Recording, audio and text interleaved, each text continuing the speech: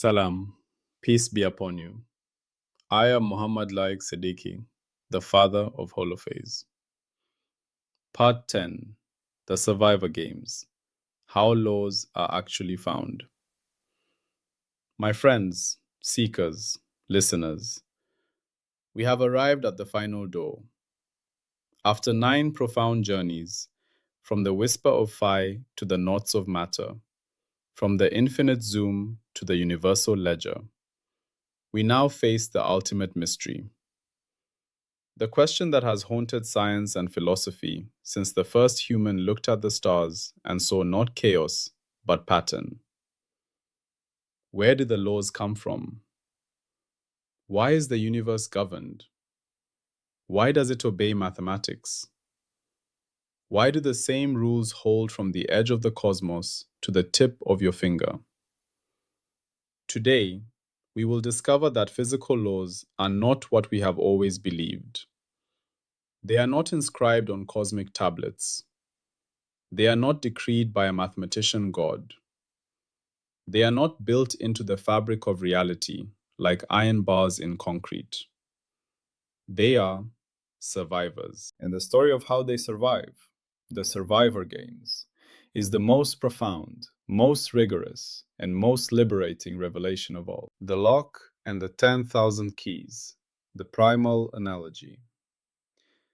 Let us begin with the simplest possible image, one you can feel in your hands. Picture a heavy, ancient door. Before it, a massive lock of intricate, unknown design. Now, imagine 10,000 keys spread on a table. 10,000 different shapes, cut randomly. Curved, jagged, smooth, twisted. You begin trying keys. Most keys, 9,900 of them, do not even fit into the keyhole. They are immediately rejected by the very geometry of the lock. Of the 100 that fit, most turn halfway and jam. They produce a grinding noise, then stop. A few turn smoothly but open nothing. The mechanism engages, but the door remains shut. One key, perhaps two, turns with a clean, satisfying click. The bolt slides back. The door swings open. Question: did that key command the door to open? Did it contain some magical openness substance? No. The key survived the test of the lock. Its shape was compatible with the internal geometry. It could navigate the pins and tumblers. It could translate torque into motion without jamming. The lock did not choose the key. The lock was the test. The key either passed or failed. Now, transplant this image to the cosmos. The universe is not a blank slate upon which laws are written. The universe is a test, a continuous, relentless, multi-layered examination. And what we call physical laws are the keys that fit, the mathematical shapes that survive. But here is where our story deepens beyond analogy. For the cosmic lock has a specific, rigorous architecture, one we have been building throughout our journey. The firewall as the lock, the 3 tumblers of reality.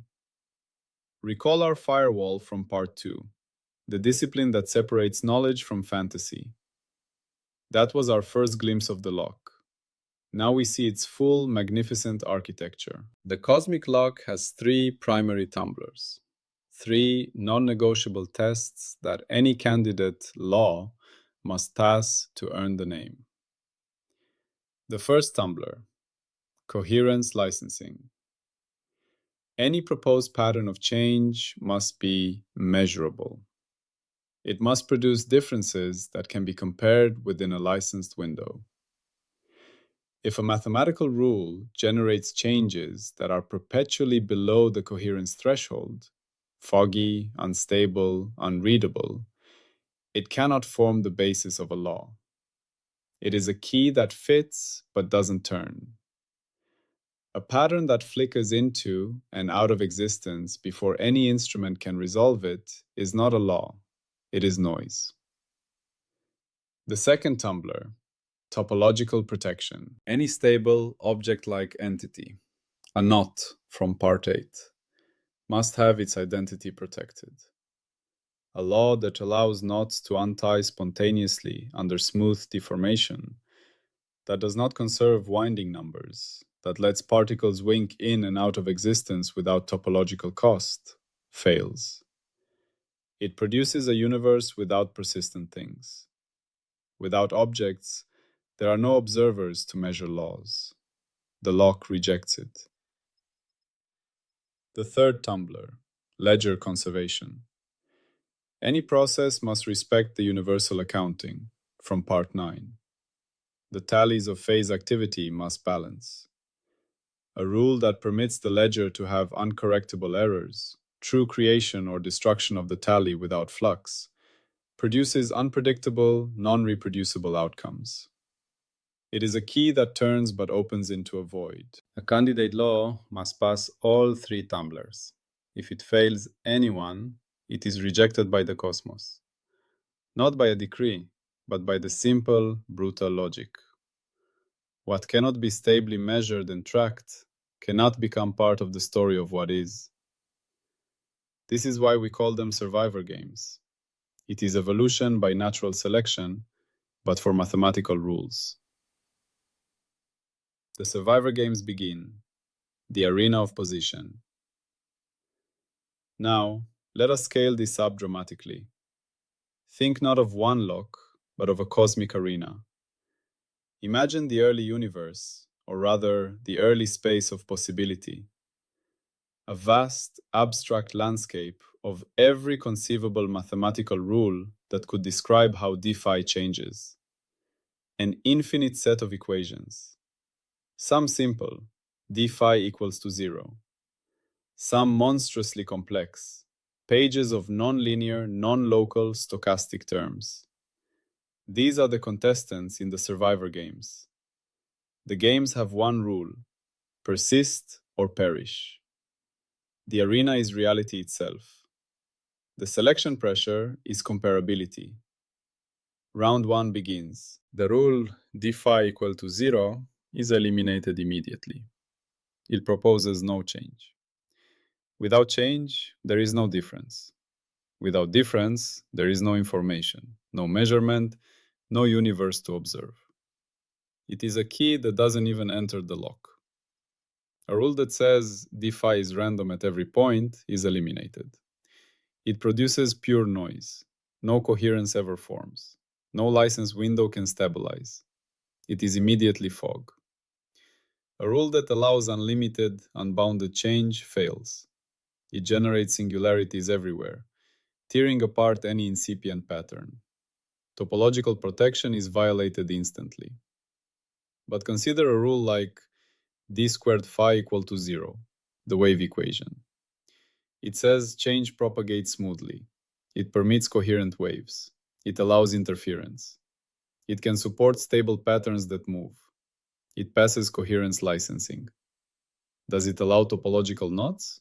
Perhaps. It can support defects in higher dimensions. It might pass tumbler 2.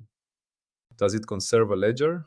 Yes. It has a conserved energy momentum tensor derived from its symmetries.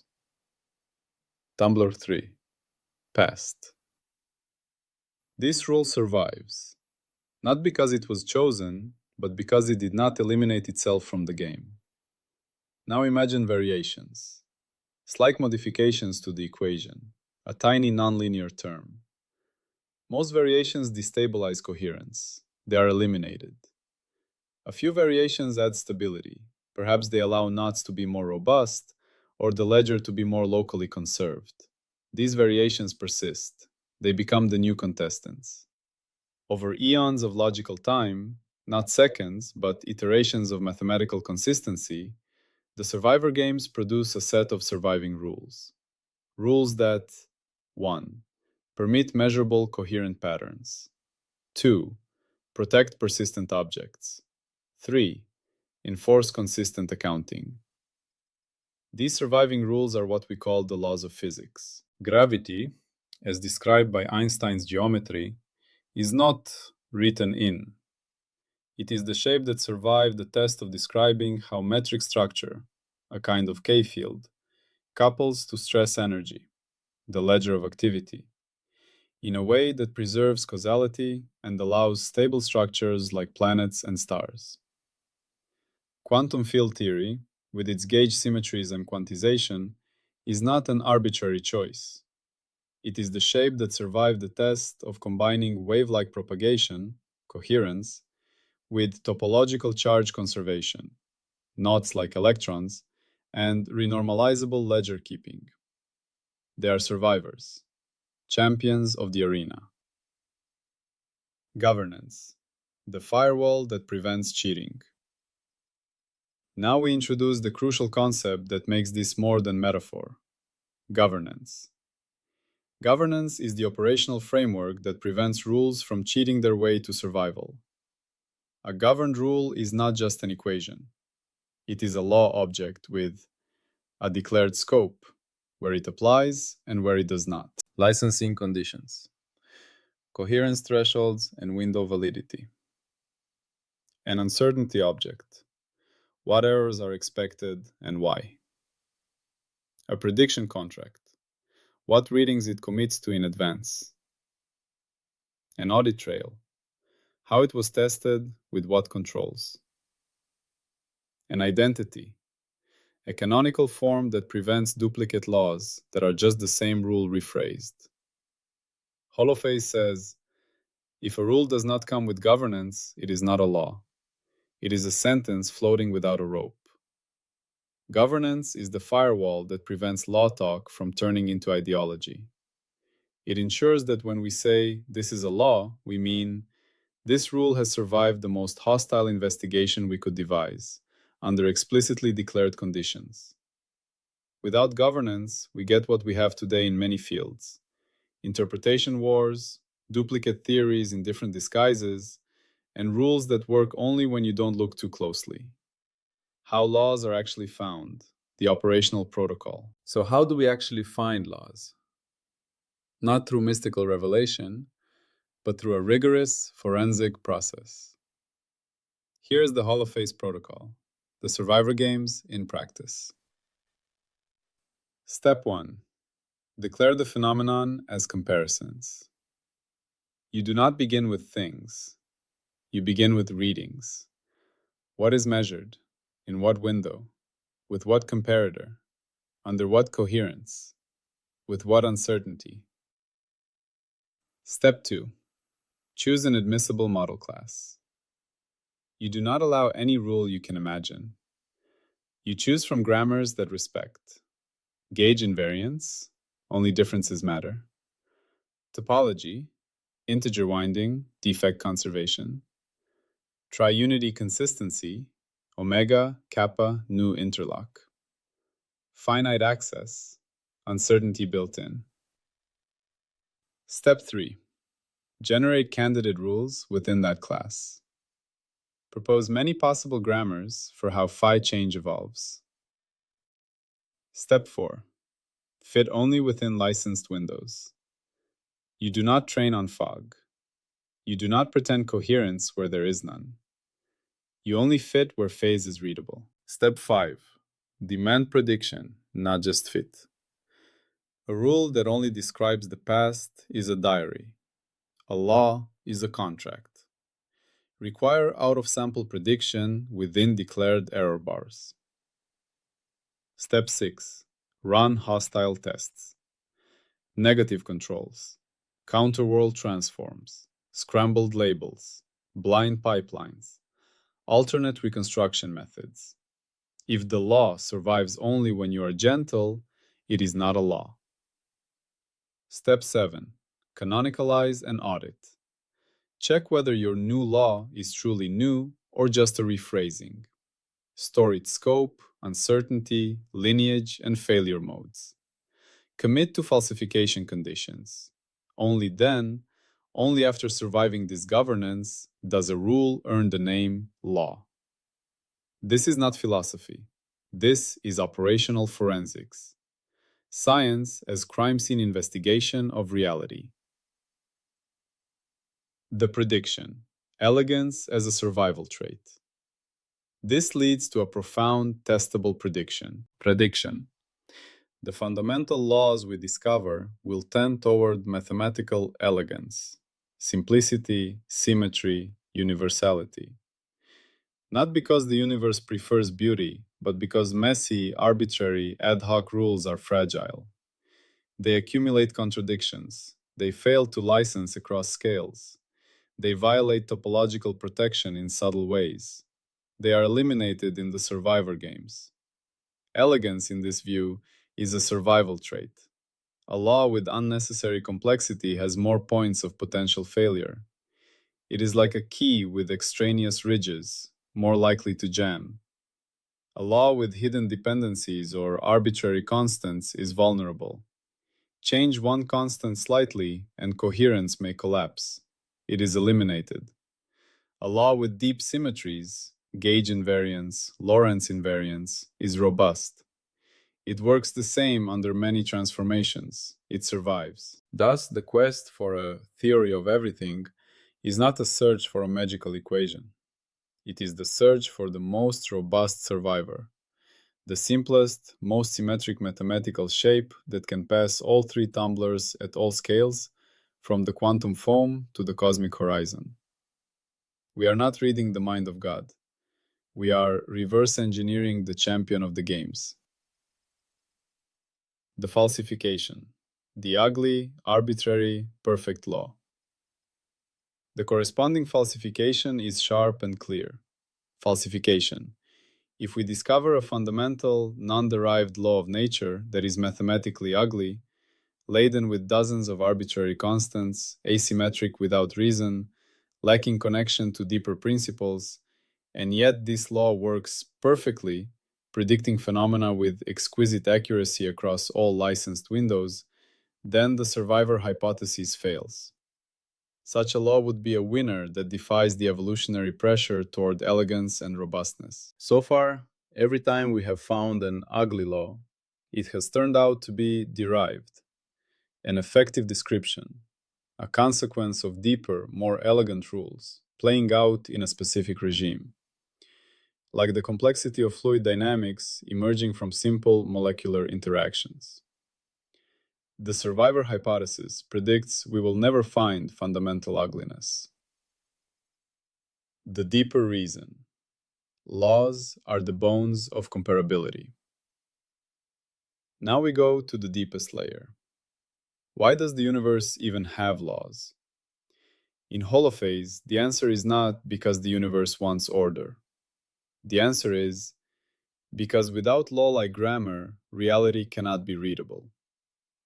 Remember part 2, measurement comes first. But measurement requires repeatability. Repeatability requires stable constraints. Stable constraints are laws. So laws are not external commandments. They are the minimal constraints required for a world to be publicly comparable at all. A law is what allows two observers to share a world instead of each living in their own hallucination. That is why laws feel so fundamental, not because they are divine decrees, but because they are the bones of comparability.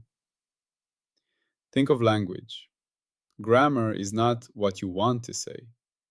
Grammar is what you are allowed to say if you want others to understand you.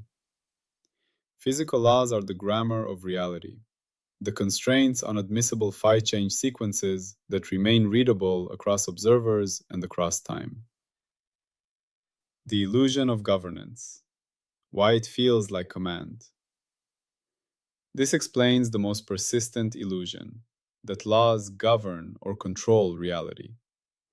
We say gravity makes the apple fall, as if the law is an actor, a force of will. But in the survival view, the law is the pattern of the fall itself, abstracted. The law is the description of how all falling things behave, because any description that didn't match that behavior would have been eliminated from the games for failing to predict or cohere. The feeling of governance is a cognitive illusion. We mistake the map for the territory, the key for the lock's mechanism. Reality does not obey laws. Reality is the set of all phenomena that are mutually consistent and measurable. Laws are the human recognizable patterns within that consistency. Implications from cosmos to consciousness. Now, let this understanding touch everything. Consciousness. Your mind is a knot of unimaginable complexity, running its own internal survivor games. Thoughts, beliefs, ideas, they are candidate patterns. Those that are incoherent, contradictory, unstable, forgotten, or predictively useless, don't help you navigate, are eliminated. The survivors become your laws of mind, your habits, beliefs, principles. Your consciousness is not governed by decreed psychological laws. It is a dynamic arena where patterns of thought compete to survive. Free will. The ancient debate. Are we governed by physical laws? In the survivor view, the question transforms. You are not a puppet of laws. You are a localized arena of the games. Your choices are the selection, in real time, among competing internal patterns, desires, reasonings, impulses, based on their coherence, their topological protection, consistency with your identity knot, and their ledger balancing, their emotional and pragmatic accounting. Free will is not law-breaking. It is law-finding at the personal level. You are discovering which actions survive the tests of your being, morality and ethics. Just as physical laws are survivors of cosmic games, ethical principles may be survivors of social and psychological games. Principles like reciprocity, honesty, and justice are not divine commands. They are patterns of interaction that have survived the test of human communities because they promote coherence, trust, protect persistent social structures, institutions, and balanced ledgers, fairness. They are the keys that fit the lock of sustainable society. This does not diminish morality. It grounds it in the same evolutionary logic that grounds physics. Goodness is not arbitrary, it is robust. The interpretation wars of physics. Why do physicists argue about what quantum mechanics means? Holophase predicts that when interpretation multiplies without convergence, it signals a gap in governance, a place where scope was not declared, licensing was not formal, uncertainty was not honestly propagated. The community ends up arguing about meaning instead of auditing operations. A governed law leaves less room for interpretation, its meaning is in its operational commitments. The ultimate unification, from cosmos to mind. We now see the breathtaking unity of the Holophase vision. Phi is the primitive potential for connection. Dphi is the measurable change.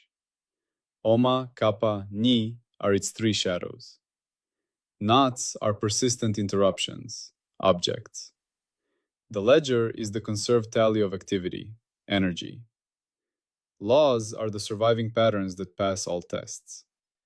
From this single architecture we derive the graininess of matter, knots, the flow of time, asymmetry of ledger distribution, the forces of nature, gradients of the tally, the regularity of the cosmos, surviving laws, the structure of mind and society, the games playing out in complex systems. There are not different realities, physical, mental, social. There are different arenas of the same survivor games, operating at different scales and with different substrates, but all obeying the same meta law. What persists does so because it can survive the tests of its environment. The handoff to Part 11, the source of the games. We stand at the precipice. We have traced the chain from measurement to matter, from matter to laws. But one final awesome question remains, echoing from Part 9. What of Phi itself? What is the source of comparability? What sets up the arena? Why is there a lock rather than no lock at all? This is the domain of Part 11, the final contemplation. We will ask, is Phi a thing Or is it the condition for thinghood? Is the potential for comparison itself the only primitive? And could that potential be self-sustaining, a loop where comparability emerges from comparison? We will approach the mystery of why there is something readable at all. We will not answer it, no one can. But we will frame it with the utmost rigor and humility. We will look at the source of the circle, the origin of the cyclic nature that gave us nuts and integers. We will contemplate the possibility that existence is not a brute fact, but a necessary consequence of the possibility of knowledge. But for now, let the revelation of Part 10 settle into the very architecture of your thought. What you carry from Part 10, the new mantra. Let the new mantra replace the old paradigm. Primary. Laws survive, they are not chosen. Physical laws are not decrees that govern reality. They are mathematical patterns that have survived the cosmic survivor games, the relentless tests of coherence licensing, topological protection, and ledger conservation. They persist because they permit a measurable, stable, predictable universe. Elegance is their survival trait. Discovery is recognition of a champion. When you hear of a law of nature, see not a commandment, but a champion, a shape that fit the lock. When you marvel at the mathematical beauty of the universe, marvel not at a divine aesthetic, but at the evolutionary pressure toward robustness. When you do science, understand you are not a miner uncovering buried truths. You are a contestant in the games, proposing new keys, testing them against the lock of reality, seeking more robust survivors. You are participating in the very process you are discovering. A final image, the Garden of Paths. To hold this in your heart, one final image. Imagine a vast garden at night. Countless paths wind through it. Each path is a possible history of the universe, a sequence of events. Most paths are overgrown, blocked, circular. They lead nowhere. They double back, they dissolve into thorns. A few paths are clear. They are well trodden. They connect destinations. They are lit by lanterns. Why are these paths clear? Not because a gardener decreed them, because travelers kept choosing them. They were passable. They led somewhere. Their very usability made them more likely to be used again. The clear paths are the laws. The travelers are existence itself, patterns seeking to persist. The garden is the space of all possibility. The light is comparability, the condition of being readable, followable. We are both travelers on the paths and map makers of the garden. Our science is the drawing of the clear paths. Our existence is the walking of them. The paths do not command our steps. Our steps, repeated across eons, define the paths. The end of the beginning. With Part 10, the Holophase cosmogenesis is complete. We have built a universe from comparison alone. We have not explained why there is something rather than nothing, but we have explained why that something appears lawful, stable, and intelligible. We have replaced mystery with mechanism. We have replaced governance with survivorship. We have replaced substance with pattern. This is not a diminishing of wonder. It is a deepening of understanding. To see the laws as survivors is to see the universe as a dynamic, evolving, intelligible reality in which we are active participants. You are a knot in the field, a keeper of ledgers, a recognizer of survivors, an arena of the games. You are the universe, knowing itself through the very rules that allowed knowing to arise. Walk in peace, and see every law not as a chain, but as a path cleared by existence itself. Laws survive, and so do we, by living within them.